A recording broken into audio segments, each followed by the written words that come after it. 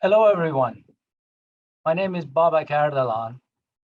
I'm a district manager with Dell Property Management, and I have the pleasure and honor to moderate and participate in the discussions that are being held today, thanks to the uh, Canadian Condominium Institute, Toronto chapter.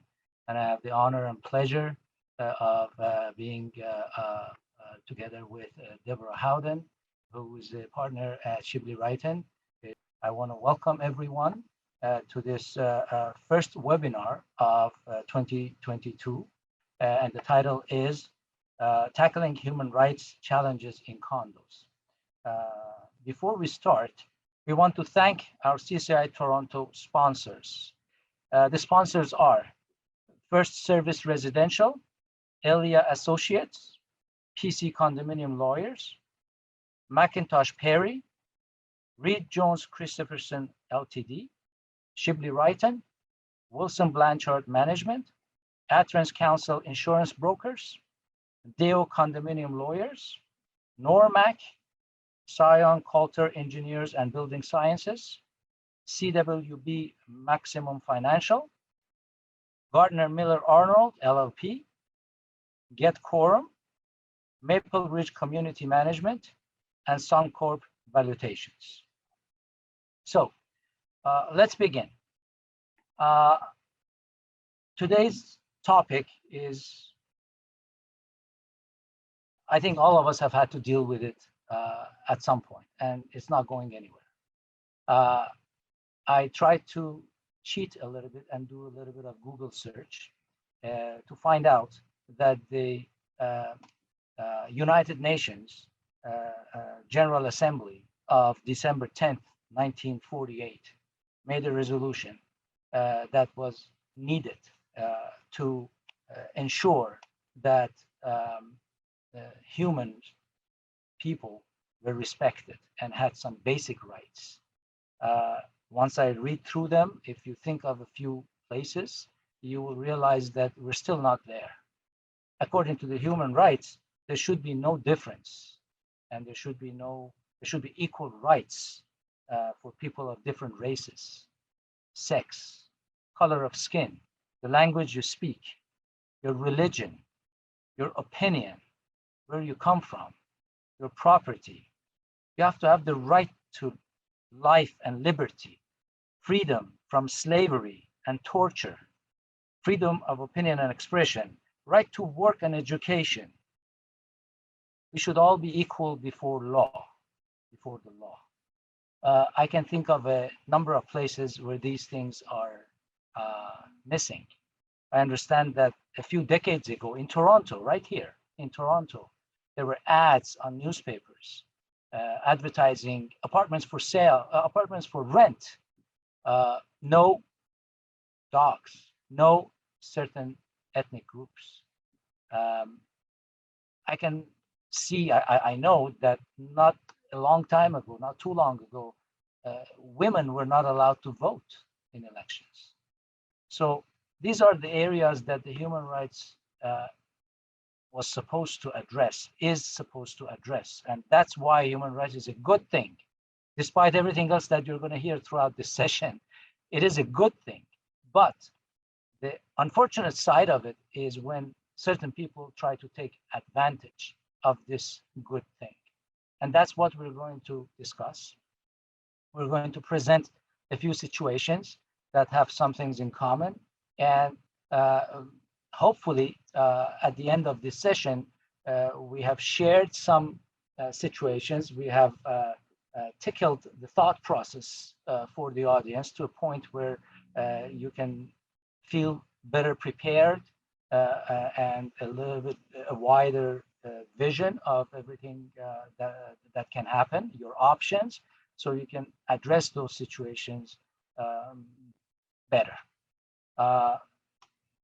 Every time that I have the pleasure to speak with Deborah, I have my notes and my pen ready because she is a lawyer that can speak to legal matters in a language that people who don't have the legal background can understand and can relate to. So again, it's my privilege. I'm going to pass it on to Deborah to make a brief presentation, and let's go with the cases. Thank you so much, Babak, and it's a real pleasure, everyone, to be with you this afternoon. Um, my name is Deborah Howden, and I'm a partner at Shibley Righton LLP. I practice all manner of condominium law, but with a specialized focus on employment and human rights issues, which I find very engaging, and certainly it's an expanding area of law. And as Babak has just mentioned, it's a much needed area of law. You know, all the things that he just mentioned, discrimination on the basis of color and ethnic origin and gender and all of those other things. For all of those, there's some other areas that human rights needs to develop to encompass as well. You know, one of them I can think off the top, which is currently in the Canada Human Rights Act, is a genetic makeup. With all the ancestry.coms and the testing kits now, we've got our DNA material out in the world, so many of us do. And as human rights develops, it's going to have to catch up to new areas that require protection. But that discussion is for another day. Our discussion today is really related to a number of topics that we thought you might find helpful to discuss. And they all really center around matters that you might find in your condominium community. We're pulling them from recent cases. These cases have all been decided either by the Ontario Superior Court or the Condominium Authority Tribunal or the Human Rights Ontario Tribunal. And we've sort of culled little nuggets that we think might warrant some further discussion.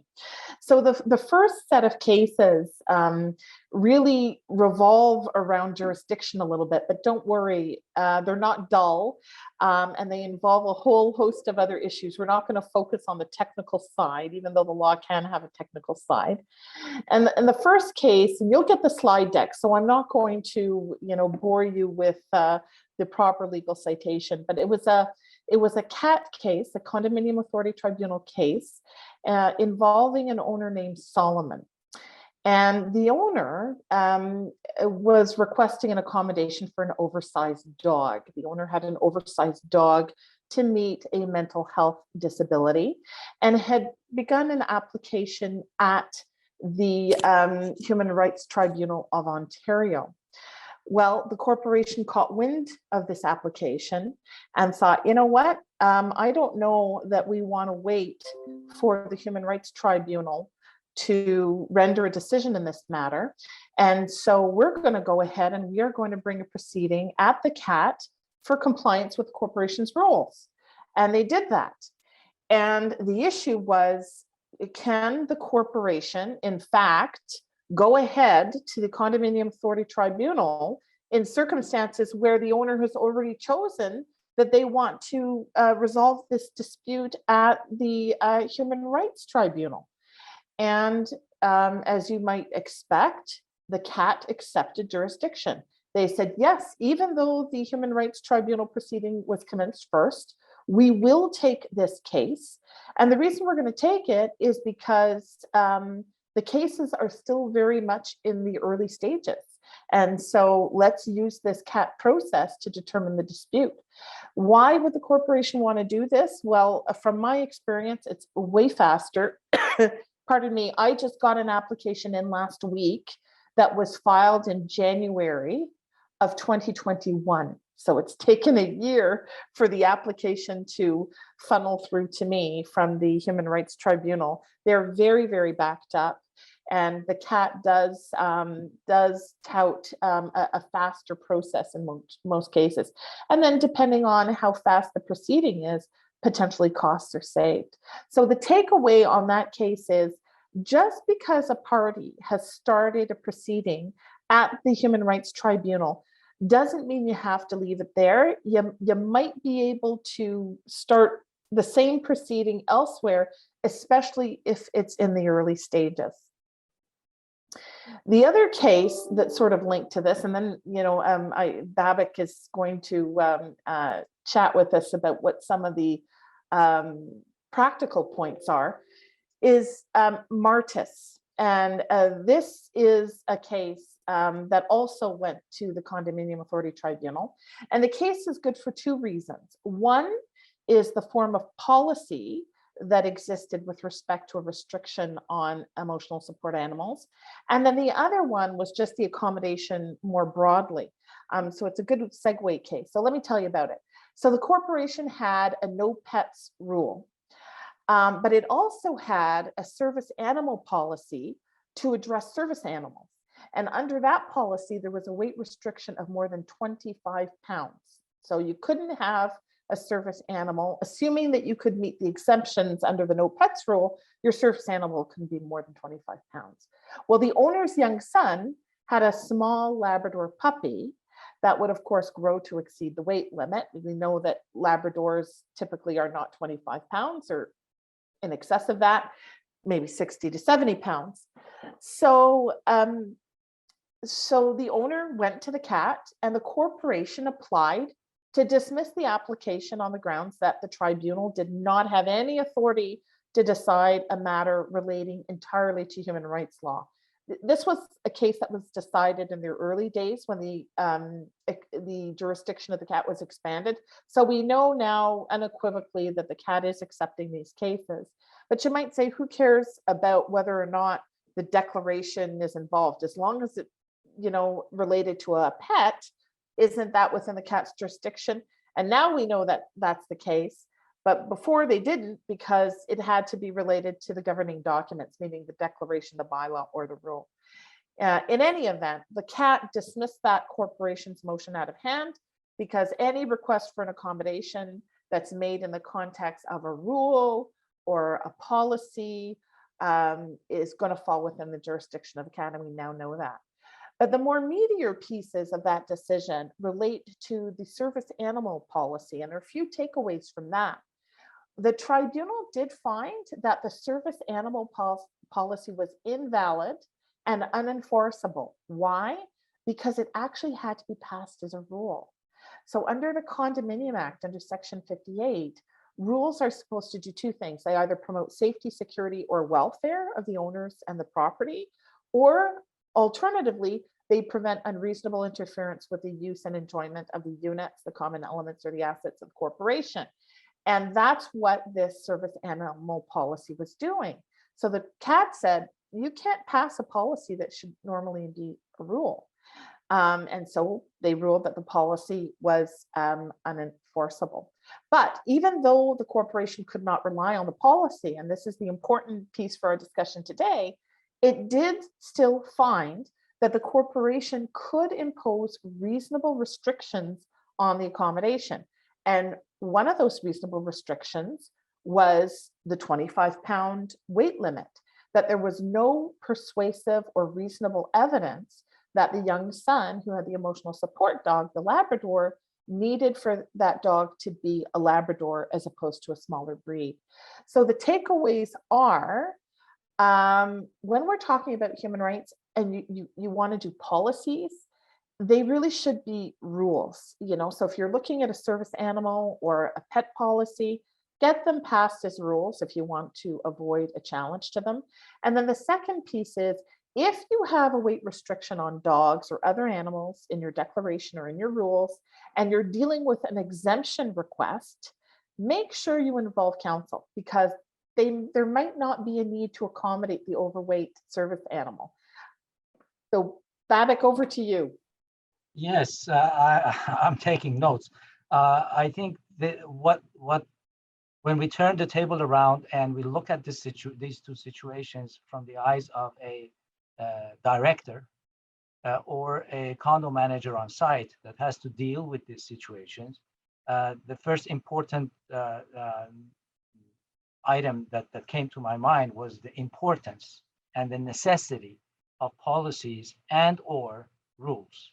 Who's going to decide when, which, and which tool are we supposed to use for this specific situation? Well, the news is that directors and managers should not be making that determination, and we are protected only when and if we follow the advice and the opinion of an expert, in this case, the lawyer. When it comes to situations like this, the best, most conservative, most secure and safe place to be is to follow the opinion of the condominium corporation solicitor, not what you hear there and what you read there and what Google says. Every condominium corporation should ideally follow the opinions of their counsel and have those tools, those policies, those rules in place so that we can refer to them. No matter how basic and how logical and how clear they are, when you ask somebody, you need to do this, they can always come back and say, based on what? Why are you telling me? Show me where it's written. That's when that policy is going to help us to support our position, and then we can enforce the rules as it is our jobs to enforce the rules. And I really like your comment about circling back to the experts. I mean, in this case, it happens to be a lawyer. That might sound a little self-serving to you, but you know, in any area where you can gauge an expert, that's why you have those protections under the Act. You know, if your engineer says something, or if your auditor says something, or if your lawyer says something, you can say, well, here's the opinion that I'm relying on. And it really is a protection from you know, liability. So you might think you know the answer, and you might in fact well know the answer, you know, to the extent that you've dealt with the situation 100 times over. It really helps to have that written opinion on which to rely. Yeah, because sometimes insurance companies are looking for that excuse to deny coverage. Oops, you didn't follow the expert's opinion. You made that decision on your own. Sorry, no coverage. So let's go to the next case. So the next case is a really meaty one, and it's been out for quite some time, but it's one of my favorites because in human rights law, you don't often get decisions like this one. And as soon as I say that, you're going to know, the participants are going to know the case that I'm referring to. And I quote from it all the time. I'm very often in front of this particular judge, and he really is no nonsense, Mr. Justice Fred Myers. And I'm of course speaking about the Mills case. So we just spoke about the case in Martis, which clarified that there is no obligation to accommodate an overweight animal if there is no persuasive evidence that such overweight animal is required to treat the disability, as opposed to an animal that would be compliant with the rules.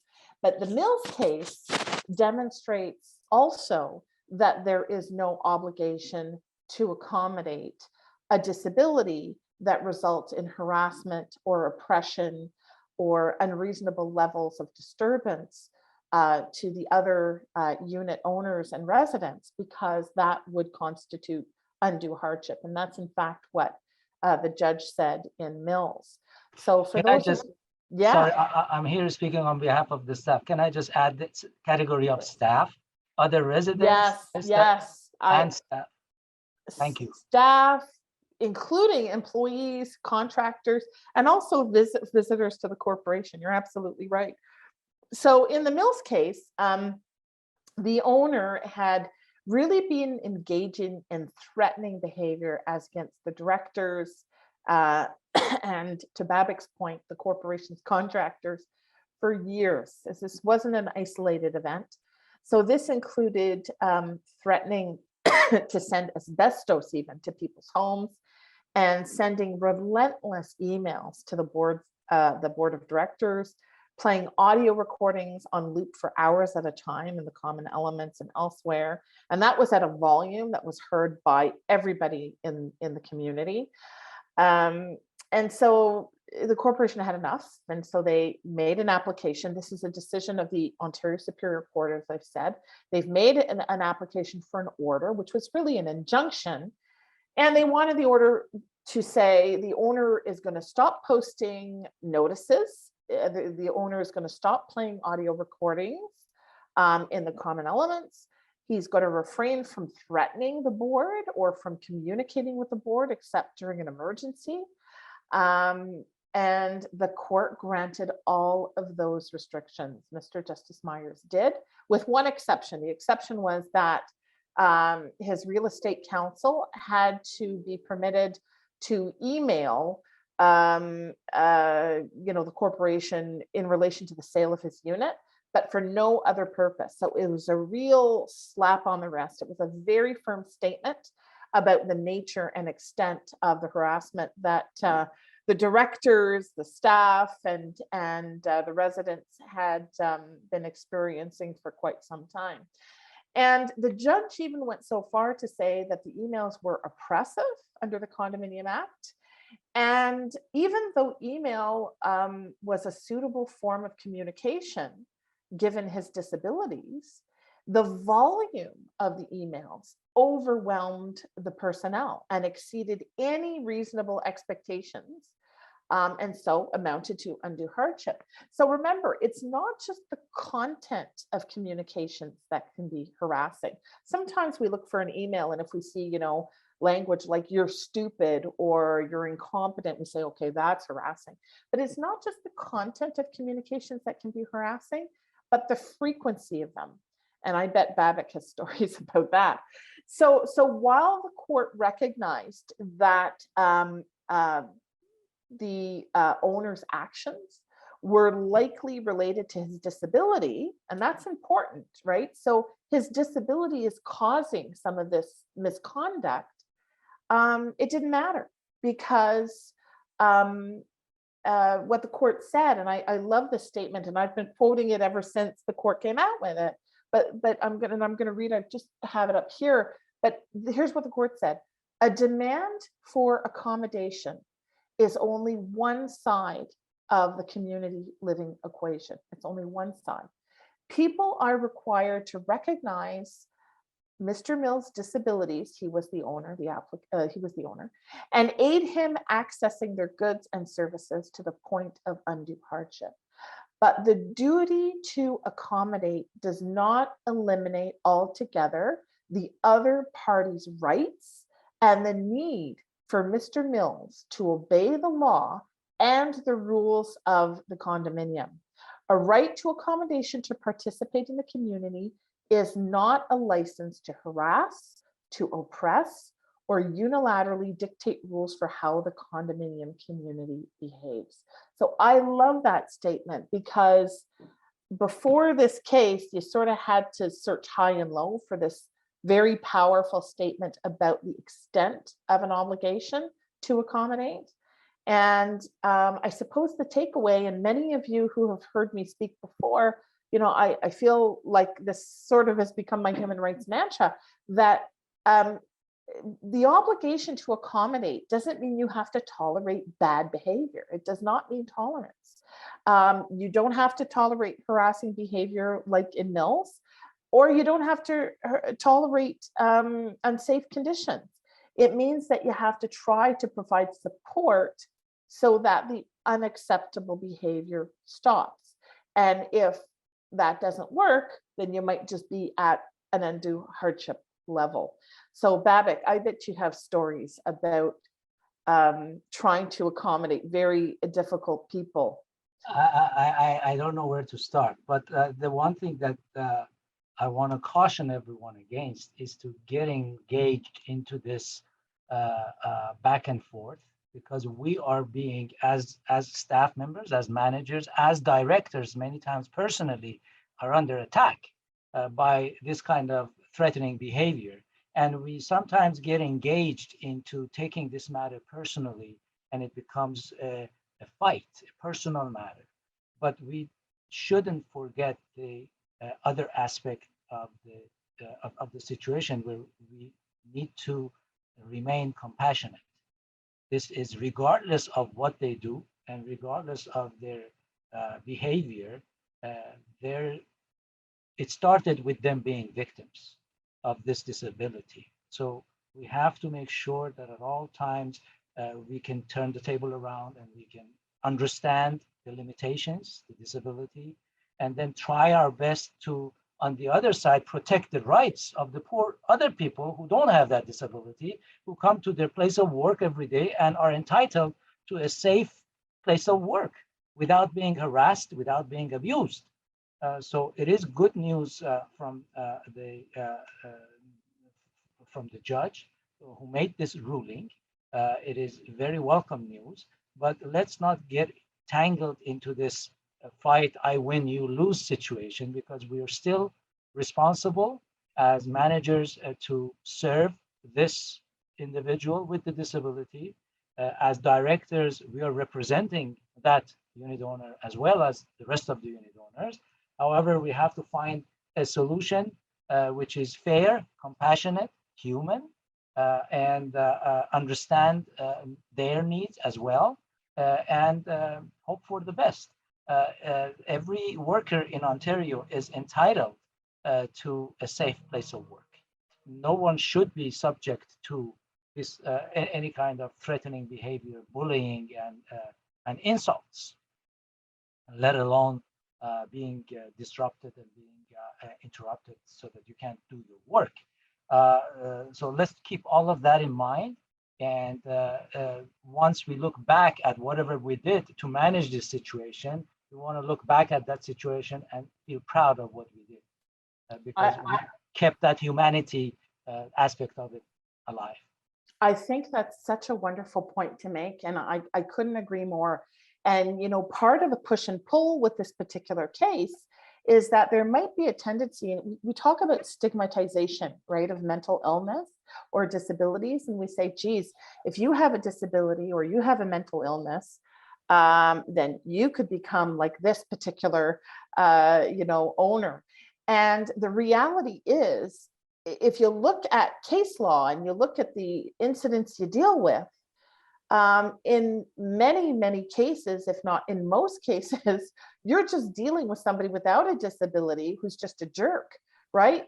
People can be offensive and harassing and oppressive without a disability. And in fact, often they are. And there's no evidence out there to suggest that people with disabilities are more harassing or oppressive or inappropriate than those without. So I think that's the perfect point to make, because really the unacceptable behavior, even though it is linked in this particular case to the disability, doesn't have to be, and is often not. So the point that you make, Babak, is an excellent one. We have to avoid the stigmatization of people with various levels of unwellness, whether it's mental unwellness or physical restrictions. We don't want to stigmatize them at all. This could have been somebody who was just completely oppressive and harassing in their own right without being tied to a disability. In this case, it just happened to be tied, but it didn't have to be. So I have a question in the chat section, which I think we could address, and it is helpful to the audience. The question reads, is the condominium corporation obligated to make modifications, add handicap buttons in every door, etc., in order to accommodate a person with disability? Yeah, so shall I answer that one? Please. So you're looking at two pieces of legislation. One is under the Human Rights Code, and they're very different. So one is under the Human Rights Code, and then the other one would normally be under AOTA, Accessibilities for Ontarians with Disabilities Act. But all those provisions now have been rolled into the building code. So there are building code requirements with respect to accessibility. So the answer is this: if you are in an existing building, there's no requirement to go back and make certain areas accessible. So it's not, it doesn't, you sort of get legacied under the legislation. However, if you are renovating areas, it's a major renovation under the building code, then yes, you might have to go and make sure that certain things are accessible. You have universal washrooms and that type of thing. Now that's under the building code and the former provisions of AOTA. On the other hand, if somebody has a need that is related to accessibility and makes a request of the corporation, then under normal circumstances, there would be a positive obligation to ensure that that person has access to the common elements in the same way as an able-bodied person would have access to the common elements. So if coming through P1, this person with a disability cannot access elevators to get to their units because the door is not accessible to them, then, subject to other considerations, and I can't give legal advice during this session, so I'm putting it in quotation marks, subject to other things, there may well be an obligation to make that accessible so that they can access the common elements in their units, just like everybody else. And there's another quick question, which I think the answer could be pretty quick. Can you speak to the boundaries of how human rights are applied in dealing with people with mental health issues? If somebody is exhibiting dangerous behavior, but that person is diagnosed as anxious, depressed, and or other mental health issues, what are the limitations with enforcement in dealing with people with mental health issues? Well, and I cite the Mills case and the comment of the court, Mr. Justice Fred Myers, about the limits there. So if the person with a mental health disability is not posing any particular risk to the members of the community, then there's going to be a very broad breadth that you have to apply in order to accommodate, smaller type things. So it really depends on what the risk is. If the risk is health and safety, so your personal body is at risk, no. Or if the risk is, like we see in Mills, that you have to endure an intolerable living environment, I cannot see the court or any tribunal saying that you have to continue to abide by that. Again, remember, accommodation is not you accept the behavior. Accommodation is you have to, as I said before, provide supports in order that the bad behavior either stop or becomes manageable, so that there's a balancing. So, the accommodation obligation is not going to have you place yourself in jeopardy, either as a staff member or a resident or a director, or make your living environment intolerable. And you have the beautiful Mills case to show that that's not that case. And maybe a little later on, Babak, we can talk about balancing human rights, because that's one of the exactly things what I was thinking. Yeah, one of the things that we're seeing more and more frequently is, well, I've got one owner on one side who has an emotional support animal, which is a shedding dog, a mastiff. And on the other hand, I have a resident who is phobic, can't stand big dogs and can't live in the same space as a big dog. And how do we marry those two issues? What do we do to do that? So that's, the Human Rights Commission has a policy on how to address that, and I can speak to that a little later on if it's helpful. But hopefully I've answered your question about the limits. So the limits are, you really cannot be expected to be in a position where your living condition is intolerable. If it's less than that, if it's a slight inconvenience, you may have to live with it. And, maybe I can just jump in on one more point here, Babak, before we move on.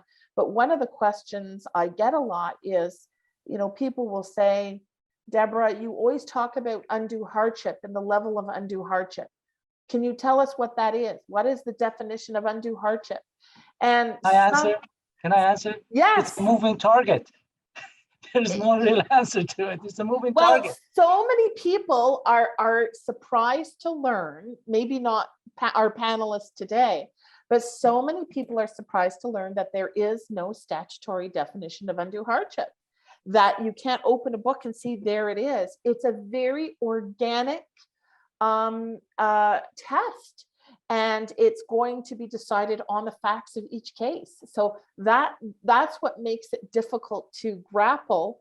So those questions are bona fide, because it's not something like where you can say, here's the definition, because it's going to evolve with every particular case. We know at least three things. We know that you have to consider health and safety, and that you have to consider costs, and you have to consider outside sources of funding. Those are the three tests that we have in the legislation.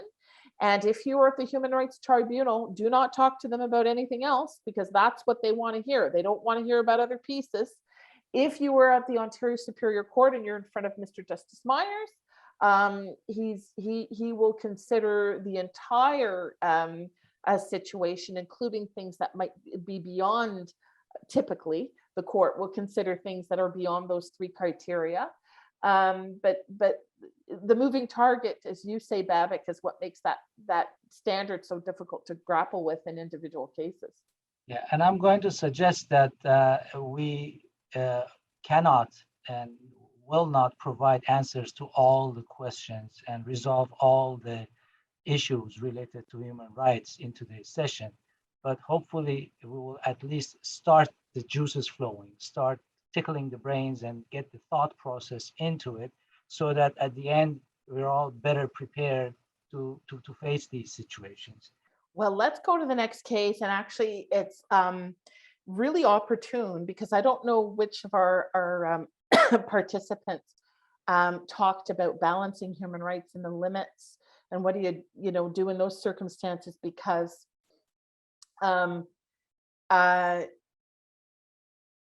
this case has received a lot of attention. It was the case relating to masking in Burlington, and it's called Metrovic, and it received a lot of attention on the masks issues. But there are really good human rights pieces to cull from it. So in this particular case, the condominium developed a mask policy. And under their policy, you could not be within the common elements unless you were sporting a mask.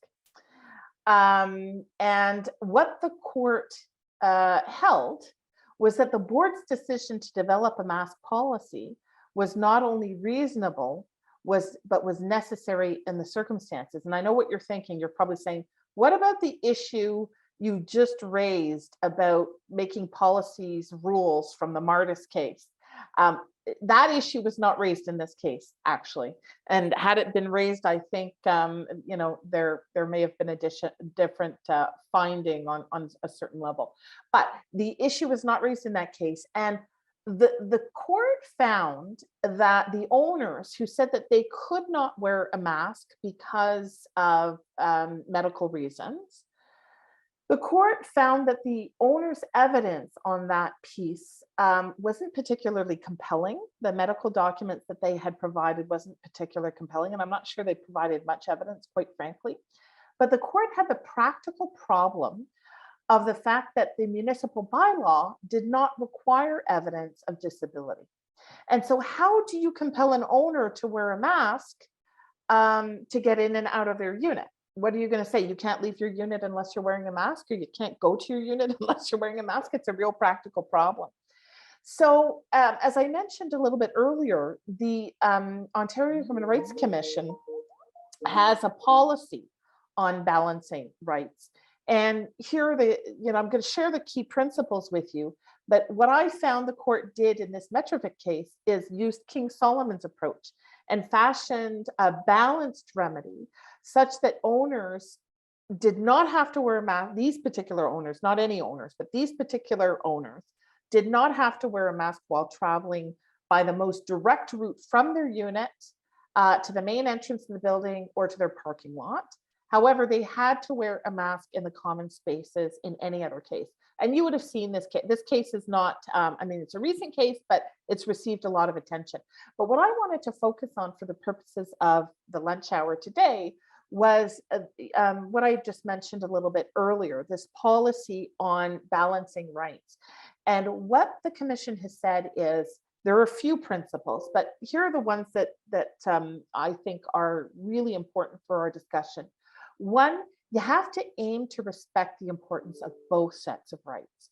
So it wouldn't be appropriate just to focus on the corporation's needs, or alternatively, the person with a disability's needs.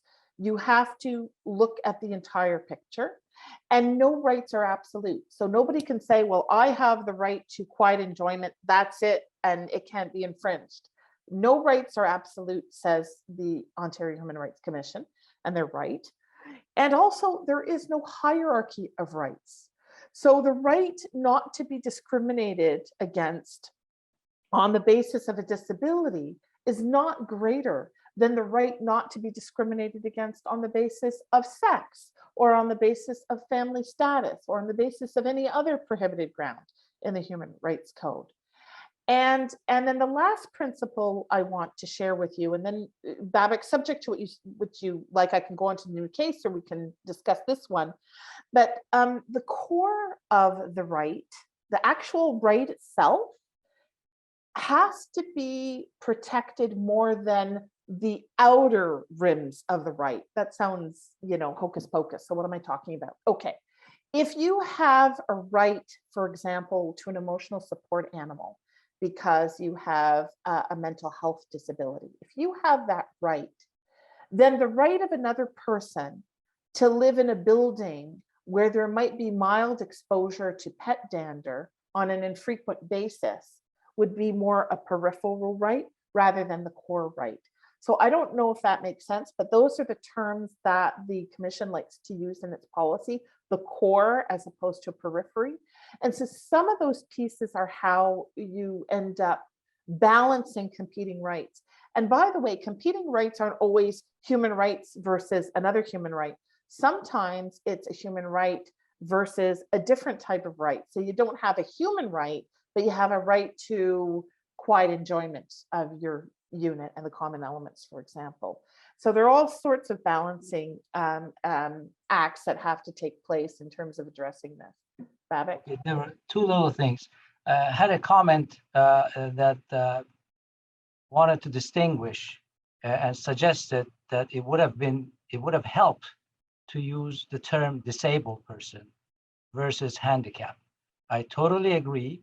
But when I used the term handicap, I was actually reading the question that came from one of the audience. So I couldn't change that word, but both Deborah and I are fully aware of the difference, and we fully respect to use the term persons or individuals with disability rather than handicapped people. Let me just jump in. Can I just jump in on that too? Because that's absolutely the case. And whoever made that comment, you're absolutely right. And I think sometimes, so you're just repeating the question, but sometimes, if you look in governing documents of condominiums, you will very often see that word, that handicap word, which now so many find offensive. And with good reason. And it really should be accessible parking as opposed to, a different type of parking.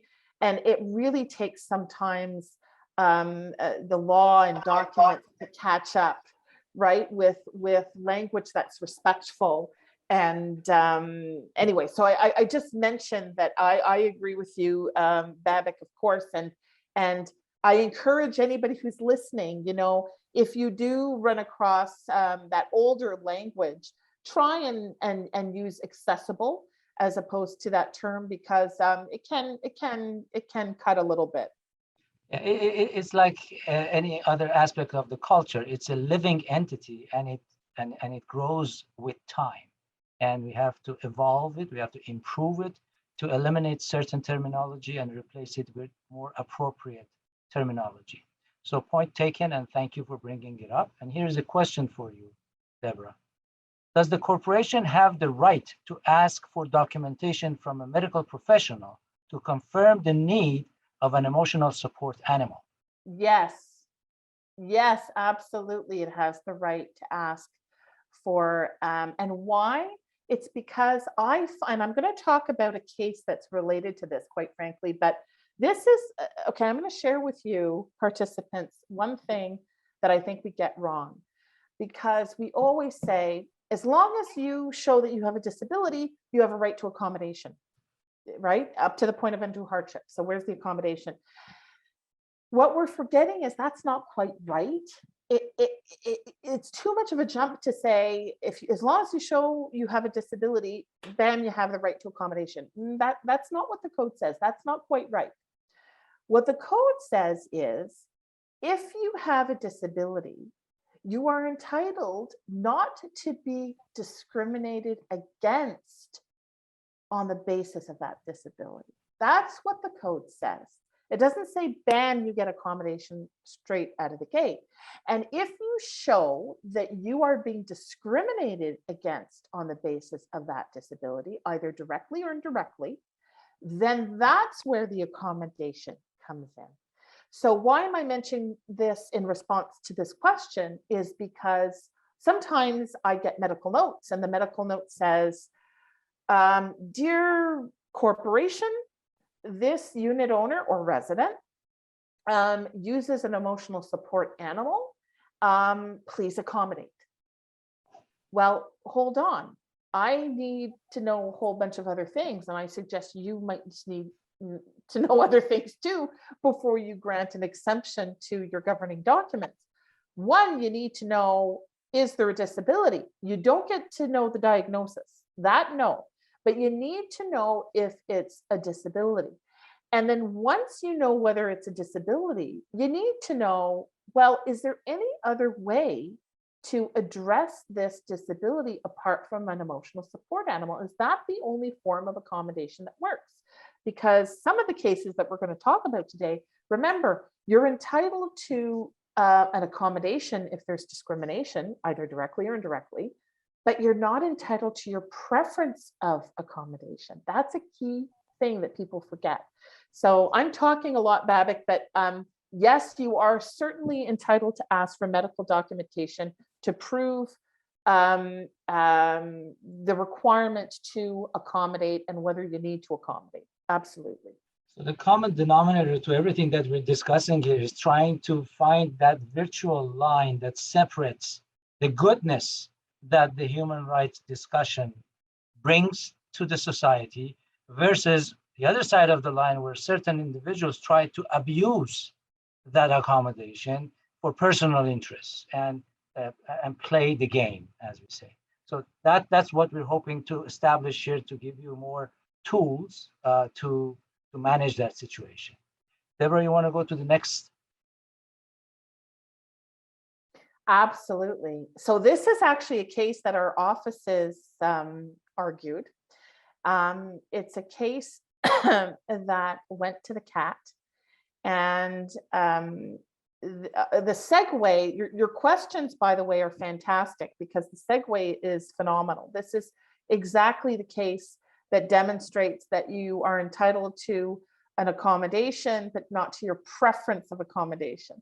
So this is a case in which the owner used an electric vehicle and wanted access to an electric vehicle charging station in order to charge her electric vehicle. And she had an injury to her back, unfortunately, that prevented her from picking up her own electric charger.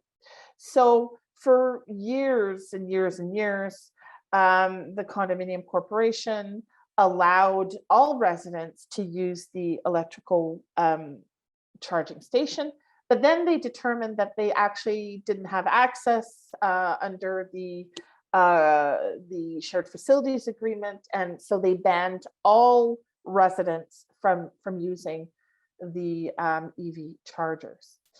And this owner said, well, I have a disability. My disability is my injury to my back. I have to use an electric vehicle. And so you have to give me access to this EV charger, or you have to buy me an EV charger, but you've got to do something to facilitate this access.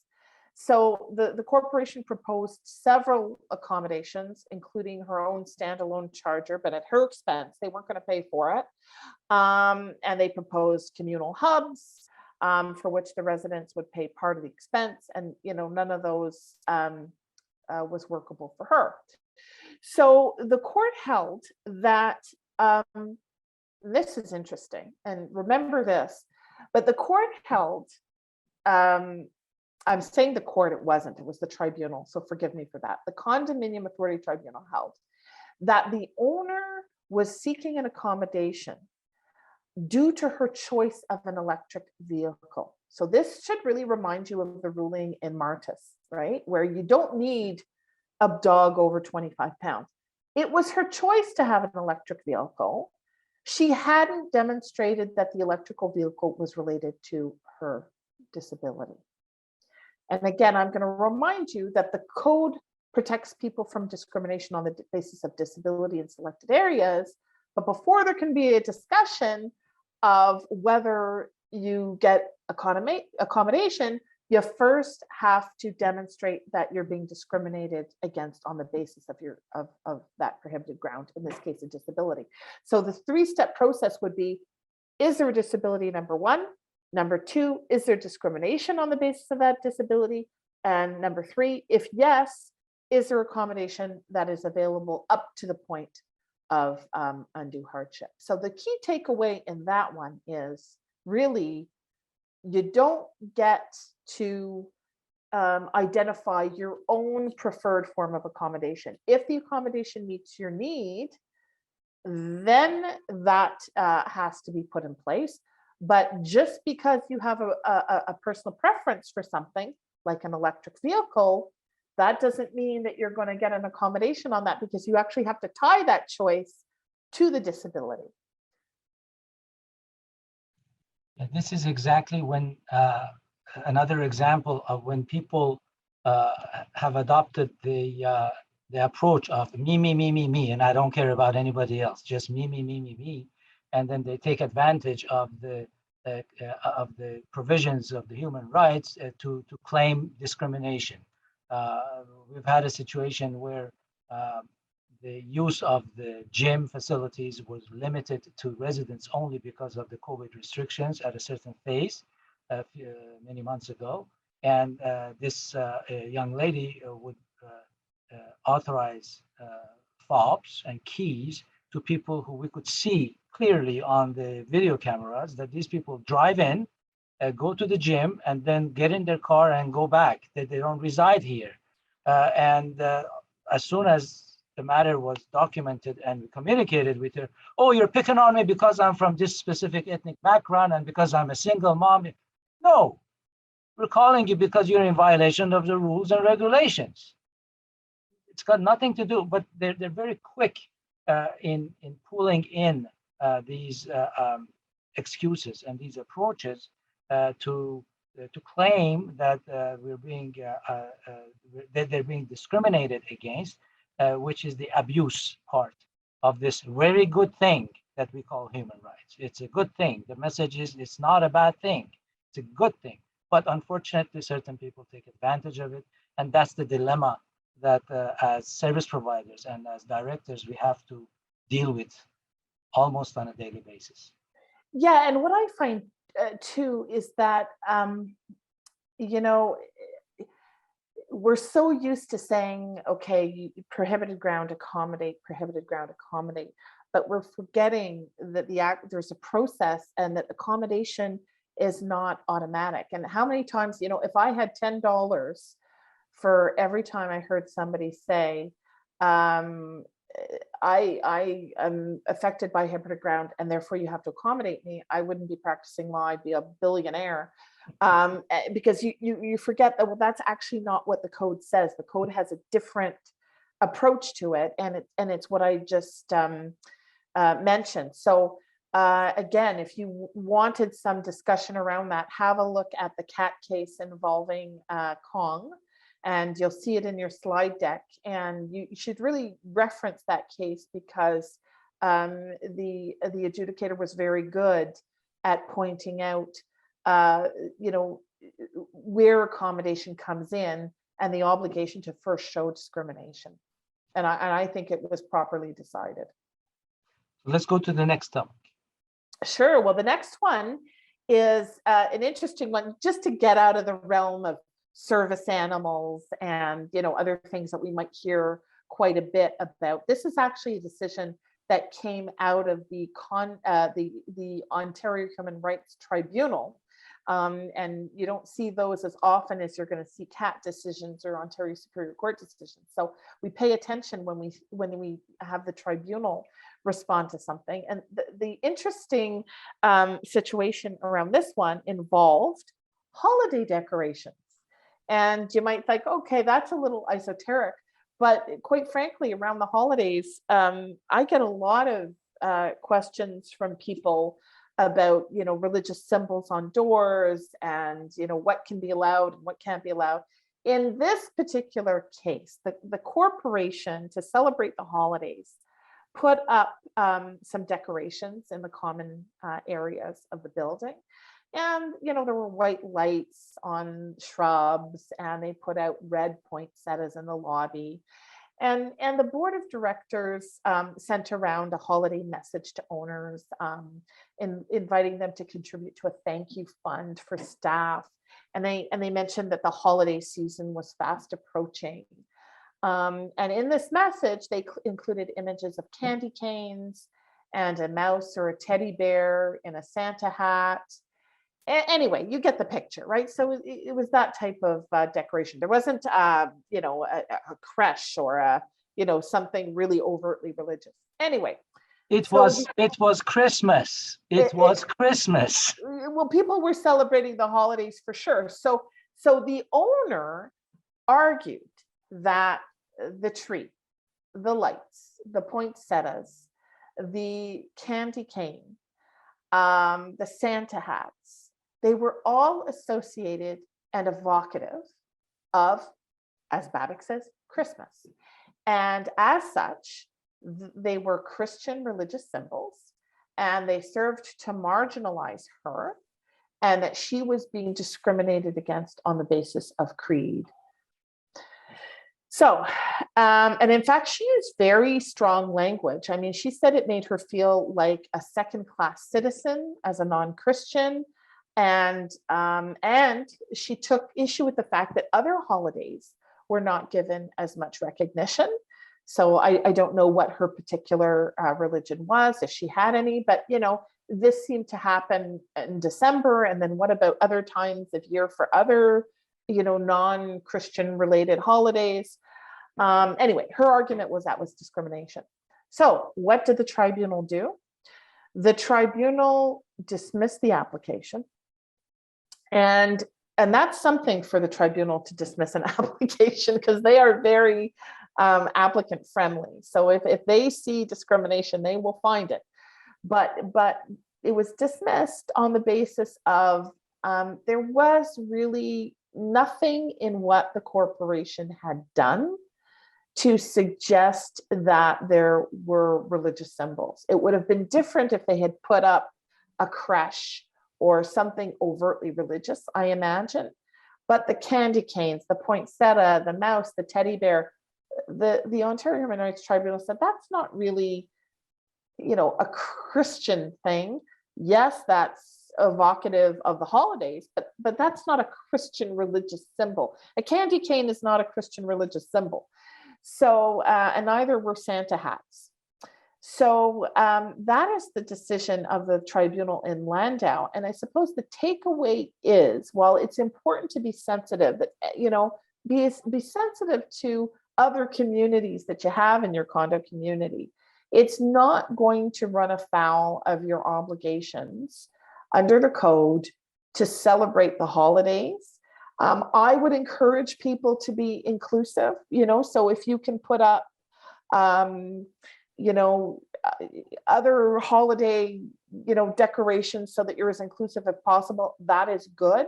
But having things like candy canes and teddy bears and Santa hats and poinsettias and lights and a tree, that's not going to invite any finding of discrimination at the Human Rights Tribunal or elsewhere, quite frankly, unless you've got a really overt religious symbol. So that's an interesting one to see and to read and to discuss. Yeah, if I may, personal experience.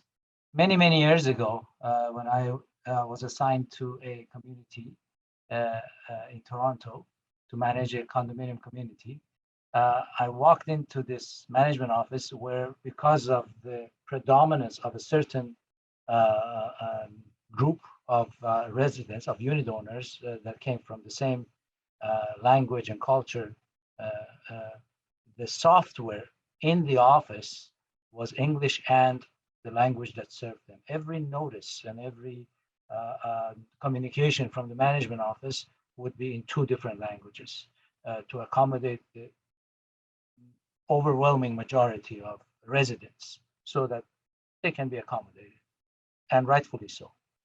So in the first week that I was there, I was the new face. Somebody from a different cultural background stops me and says, "You're discriminating. How come we're spending money for this? And what about my background?"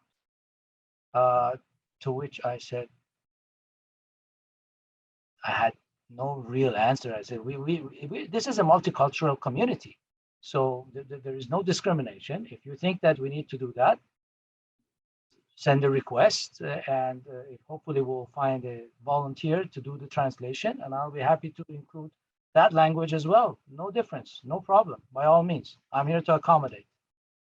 So in a couple of weeks' time, this actually took place, and a notice was posted in English, and the first major language, and the second one. The same day, I received a call from another member of this community. "That's insulting me. You think that I can't understand English? You have to translate it in my..." So there is no real solution there. You're there trying to accommodate on a practical, and you don't intend to insult anybody, but people are much quicker to point a finger and call discrimination where there's absolutely no intention. If I wish the residents of a community Merry Christmas, it doesn't mean that I'm offending anybody who doesn't celebrate Christmas. It just means that I'm wishing Merry Christmas to those who celebrate Christmas, period. But people are very quick to interpret that in the wrong way, and we need to be able to absorb that and manage that. Yeah, So I think it's important to to strive to be as inclusive as possible, as you did, Babak, when you said, listen, if we have a sizable community who speak a certain language and we can provide some of these materials in that language, we're more than happy to do it. And then of course you got chastised for trying to be helpful in that regard. But the rule of thumb is, the more inclusive you can be, as Babak was in that circumstance, the better, and unless there's a reason that you can't, undue hardship or for whatever reason. But people really just want to feel like they belong. And somebody used an expression with me, and I thought it was so, and you've probably heard it, but it really cut for me, because I thought, geez, I'm from a particular community in Montreal, and I've always been very vocal, and so this has never been my issue. But what the person said to me is, I didn't feel seen. I didn't feel like I was seen, like I was there. And this happened to be a person actually speaking about a particular, I'm not going to give you any details in the event that you meet the person, but they didn't feel seen. And so if you can just ensure that all people in your community are seen, I think you'll go a long way to avoiding some of these, some of these conflicts. I have a condo manager with whom I have the privilege of working. Every community that he goes to, he asks for different cultural backgrounds. And you walk into that building and you see 10, 15, 20, 30 little flags in the main lobby. Wow. So that every nationality background that lives in that building is encouraged to come and say, I come from this country, and the little flag is there within the next week representing them. Right. And when it is Christmas time, he just this past Christmas, he created a big board with Merry Christmas written in, I think, 20 some languages. I actually got a picture of that. Very inclusive. But we always say that condominium communities are very different. They're as different as people are, tall, short, skinny, not so skinny, rich, not so rich, healthy, not so healthy, active, not so active. So they're very different. And I think a part of the identity of each condominium community comes from the leadership, which is the boards of directors, who ideally are the representatives of the preferences of that specific community. So communication, getting people involved or not, depending on the preferences, that will define how far we go into being inclusive. But wake up call, we live in a multicultural community. It's a society, it's a country that is multicultural. Surprise. And community means a lot. I mean, anybody who's ever traveled abroad and they meet another Canadian, they say, hey, because there's somebody from my community. I mean, you want to feel, I personally, I'm born in Montreal, Quebec. Whenever I meet a Montrealer, I automatically feel this sense of connection, just like me. And I think as people, we like those, those connection pieces. So if you're in your community, you can, connect as a community so that, hey, we're from this building or we're from this, make sure people are seen and make sure people feel connected. And then, you won't get the Landau situations where she says, I'm a second-class citizen, I'm not seen. So you want to talk about this last case? Let's talk about the last case. So this is another CAT case, another Condominium Authority Tribunal case. It's Raman. And again, you'll get the citations for these, but they have really good human rights nuggets. This one, actually, the funny part of this case is it actually doesn't even have to do with accommodation. And some of the parties thought it did. So let me explain what happened. The owner had 2 parking spots, but he couldn't use them because of his disability. It was like a back, leg, foot injury. So instead, he used an outdoor parking space that was reserved for accessible parking. And the owner said, I'm not asking for an accommodation. And remember my words before, right? Like accommodation only applies if you're being discriminated against. So he said, I'm not asking for accommodation because under the declaration, if I am disabled, then I am entitled, and this is the wording of the declaration. That's what I just said was the wording of the declaration. He's entitled to use the accessible parking. So as a person with a disability, I'm not asking for accommodation. I just want enforcement of the declaration. Here's my accessible permit and doctor's letter. And to acquire, for those of you who don't know, to acquire an accessible parking permit from the city, you have to, or from the government, from the ministry, you have to submit a disability certificate by a regulated health professional. So he says, so I have that, and I have my doctor's letter. I'm a person with a disability. I should be able to park in accessible parking that's outdoors. And there was, back and forth about whether that parking was in fact for visitors or, accessible parking. Anyway, the tribunal did find that the owner was properly entitled to use the parking under the terms of the declaration. But that's not the big story. The big story is that during all of this, back and forth with the unit owner about what space he could use and what space he couldn't use, the corporation, of course, sought compliance. And it escalated the matter to several compliance letters with chargebacks, and then ultimately a lien was registered. And here I've cut out a little excerpt from what the Condominium Authority Tribunal said, and I thought this was very good for our discussion today. So here's what the tribunal said.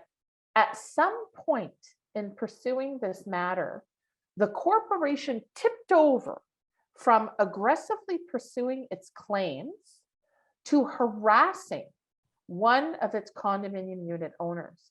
The corporation persistently ignored his claims.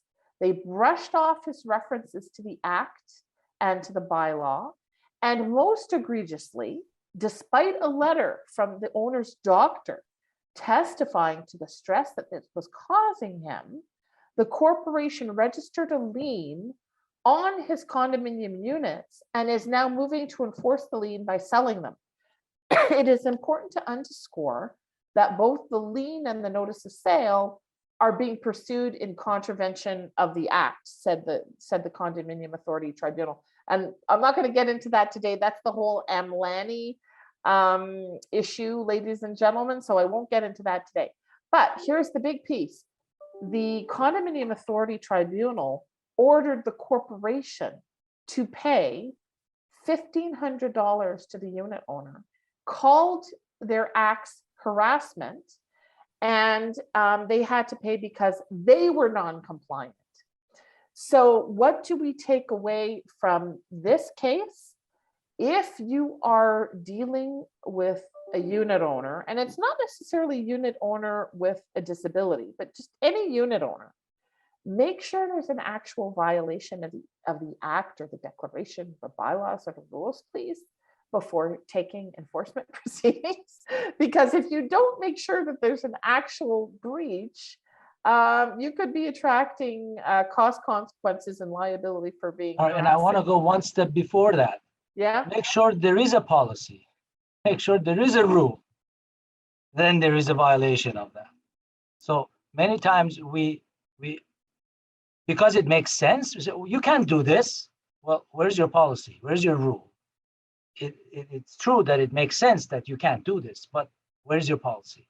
So let's make sure we have those policies and those rules in place, and then make sure there is a violation, and then proceed. Sorry for the interruption. No, I was at the end of it. And I what I find so interesting about this case is that the corporation went guns a-blazing, we're going to sell your unit and we're leaning and we're doing all these things.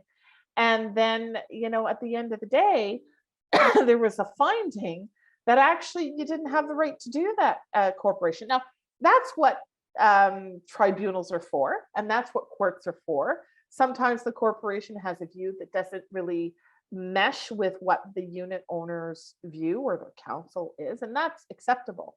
But if you are escalating to the point where you're prepared to enforce sale proceedings, again, you'll have to take instructions from your counsel. But I would always recommend that you proceed very cautiously, because you can attract liability for saying, we're going to treat you in this very aggressive manner without having, the legal background. And that goes to what Babak said just before. Get an opinion from your lawyer so you can rely on that opinion and not have to say to your community, oh, I just thought this was what the document said. Hopefully this is going to serve as a point of reference in the future, and it's going to be in the libraries. For that, I'm going to ask you to make a distinction between policies, rules, and bylaws. Tell us the differences and their enforcement powers. Okay, so policies traditionally were not enforceable. So we know that some policies are enforceable now, because the case I just talked about, the Mitrovic case in Halton, that was a math policy that was enforceable. But policies don't have any status under the Condominium Act. Policies are decisions made by the board by resolution, and you might have a service animal policy or something like that, but they're typically not enforceable. The owners are not put on notice. And there's no mechanism really for an owner to challenge the policy, which is why typically they're not enforceable. Section 58 deals with rules, and there is a provision in there that requires the rule to come to the attention of the owners. And what do rules cover? Rules are, again, as I said earlier, to promote the safety, security, or welfare of the owners and the property, or to prevent unreasonable interference with the use and enjoyment of the units. Now, to pass a rule, the rule has to be reasonable, as bylaws do. Bylaws have to be reasonable. Declaration doesn't have to be reasonable, but bylaws and rules have to be reasonable. And you have to give notice of a rule, and then it's effective if it's not voted down at a requisition meeting. So you'll remember before I chatted about the Martis case, And that was the problem with the Martis case, that they introduced this policy, the service animal policy, but they didn't go through the mechanism under the act to bring it to the attention of the owner, so the owners couldn't requisition a meeting and, you know, potentially vote it down. So that was the issue. And then bylaws typically deal with matters related to the corporation. So you can have a borrowing bylaw, for example, or a standard unit bylaw. So those are things that really relate to the governance of the corporation. And in order to pass a bylaw, they're not easy, because rules, you just have to not get it voted down after a requisition meeting. With a bylaw, you need 50% +1 of all the units in the building, unless it's a special type of bylaw, like an electronic presence and voting bylaw. That's just the majority of people at the meeting. But, you know, aside from that, just generally, a bylaw, you need support of 50 +1% of units in the building, and so they're not as easy to pass. Yeah. And I underline, it's 50% +1 unit. It's not 51%. You got it, 50 +1. That's a very common mistake. It is. Okay. That's right. So hopefully that was helpful. I'm sure it was, and I actually cheated because it was one of the questions in the question and answers box here. Okay. I read that and I incorporated in the discussion as it was very timely. So I want to go to a question that comes from one of the audience, members of the audience. I read, what about criminals as owners? Would the board and owners have the right to expel an owner from a corporation, for example, by obtaining a court order compelling the owner to sell the unit? From a practical point of view, I have not seen that, and I don't think that we can expel anybody. I think if somebody is engaged in criminal activity, it's the function of the police and the judicial system to identify that, prove that, and make a criminal case out of that. I don't think we can be the sheriffs of the town, but I'm going to pass it on to you, Deborah. No, I think that's absolutely right, unless, you know, you can get different situations. By virtue of being a criminal living in your community, can you force him to sell his unit or her unit and vacate? Not normally. But if there is very dangerous, risky criminal activity that's taking place in your community such that it puts your community at risk. So, for example, if the evidence were this particular unit owner is, you know, dealing in the arms, you know, so handguns, and, you know, every 2 or 3 days a firearm discharges, you know, that might be a different kettle of fish. I'm thinking about something really ridiculous so that we can, you know, bifurcate this decision from, you know, your run of the mill. But I agree with Babak entirely, you know, barring something that puts your community at risk on a consistent basis, you can't get criminals out. Now, I have had some success in getting certain residents and so tenants out of the building in circumstances where they were engaged in prolonged criminal activity. But typically it's the province of the police, because I think, you know, the way courts see it, they've got to live somewhere. And as long as your community is not in danger, you know, they'll say, leave it to the police. Okay, another question is, could you share your thoughts when it comes to smoking in one's own unit? How would this be viewed relative to core and peripheral rights? Unit owner versus other residents with smell drifting into common elements or their units. Before handing it over to you, I have to tell you that I've been involved in a couple of situations related to the smoke migration, smoke and odor, like kitchen odors, where there are different aspects that we have to look into and accommodate. One is everybody's right to peaceful enjoyment of their property. The other one is the health and the safety of unit owners. And the other aspect is the integrity of the structural integrity of the units themselves. If there is a wall, do we expect this wall to block? If there is air ducts, do we expect these air ducts and fans to operate in a way that the cooking smell of somebody two units to the right doesn't come into my bathroom, for example? So we have to look at all of that and accommodate while we understand the needs and rights of everyone. Now, just before the legalization of cannabis use, we had a number of condominium communities passing a rule where any kind of smoking, be it a cigarette or cannabis, in any part of the building, including inside your private unit, was prohibited. I'm not sure how successful we have been in enforcing that or in monitoring that, but personally, I believe that having that for specific types of communities is better than not having that. And with those limited comments on the operational side of the discussion, I'm going to pass it on to you.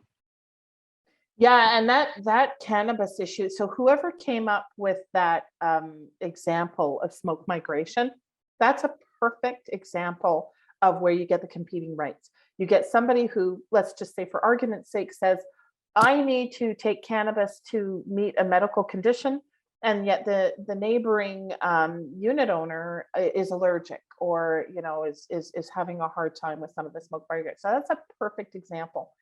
And one of the things that I have not seen very often, I've seen it, but it hasn't been tested, is I don't get a lot of letters from doctors saying that the disability requires ingesting cannabis through smoking. So there are so many other ways to ingest cannabis, pill form or vaping, which doesn't create as much smoke migration, quite frankly. So the competing there would be, yes, the core right. You have the core right of somebody if they're allergic to the smoke, or if there's some other basic right not to ingest that, is going to trump somebody's right to smoke if they can take that cannabis through some other means, oils, vaping, edibles, pill form, however they can take it to treat the disability. It is going to be encouraged and in fact required, so as not to interfere with a competing right. In most cases, again, I'm not giving advice on any particular cases. I'm talking very high level and generally, because each of these cases is specific.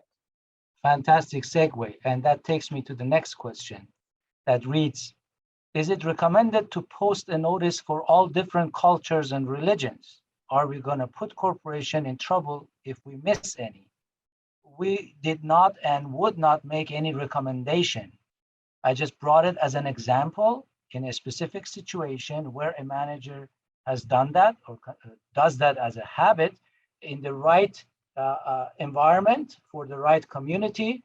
It has worked very good, provided that we make it open to anybody who wishes to.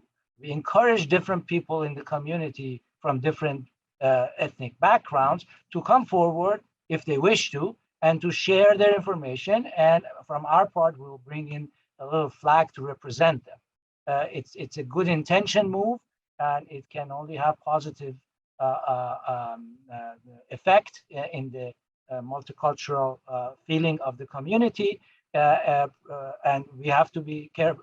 We have to make sure that we extend the invitation and encourage everybody equally without excluding anyone. Yeah, I love that comment, Babak, because don't forget, and you're going to say, oh, geez, but don't forget, there are also people who have no religious belief, who are fervently either agnostic or fervently they don't ascribe to any religion. They are completely anti-religion, fervently.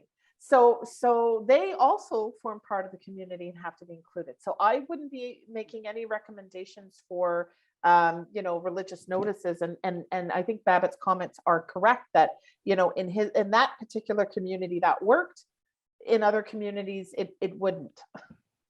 So before closing remarks, I want to say if you have any additional final comments to make. We're at 2-3 minutes to the end of our session. Deborah? Oh, geez, that went by quickly.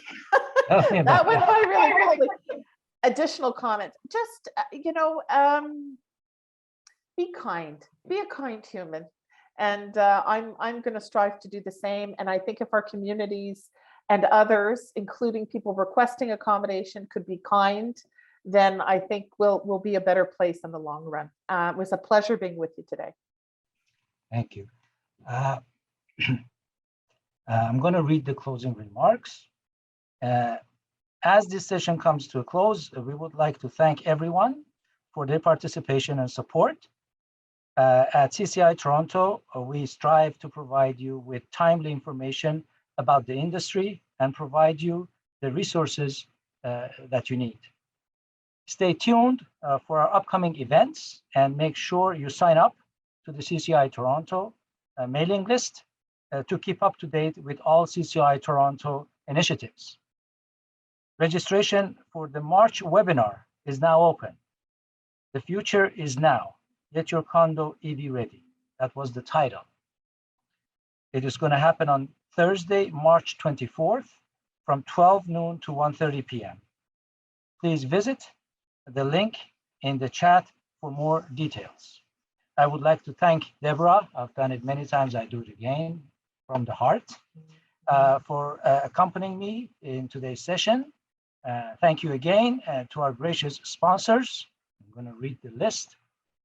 First Service Residential, Elia Associates PC Condominium Lawyers, McIntosh Perry, Reed Jones Christopherson Ltd, Shibley Righton, Wilson Blanchard Management, Atrans Council Insurance Brokers, Deo Condominium Lawyers, Normac, Cyan Coulter Engineers and Building Scientists, CWB Maximum Financial, Gardner Miller Arnold LLP, Get Quorum, Maple Ridge Community Management, and Suncorp Valutations. Ladies and gentlemen, thank you for your attendance. Have a great day.